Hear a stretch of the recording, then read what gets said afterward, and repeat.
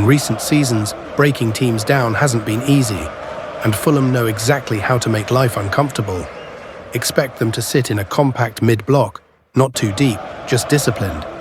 And when they win the ball, they'll look to explode forward and hit on the counter, just like Manchester United have done so effectively themselves. Michael Carrick has gone back to basics since taking charge, restoring a more traditional shape, though he's forced into his first change today. Senna Lummans has brought real balance to an area that had been troubling United before his arrival, while Luke Shaw staying fit has been massive, ever present in the league, and a huge boost down that left side. Kobbie Mainoo, frozen out before Carrick's appointment, is right back in the mix and starting to look like a key piece again. Carrick had also found form with Patrick Dorgu, who's been on fire with goals in the last 2 wins, but a hamstring injury rules him out today. That opens the door for Matheus Cunha, fresh from a match-winning moment at the Emirates. Bryan Mbembe also comes in with confidence after capitalising on a costly mistake from Martin Zubimendi last time out.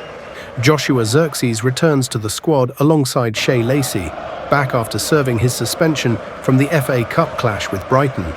Mason Mount, though, misses out after picking up a knock in training, a blow for United's midfield options. Over on the Fulham bench, Marco Silva keeps changes to a minimum after their win against Brighton.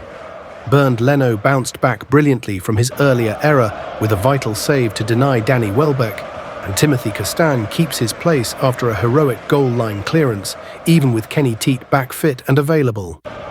Everything's set, tactics locked in, players ready. This one has edge, intensity and drama written all over it.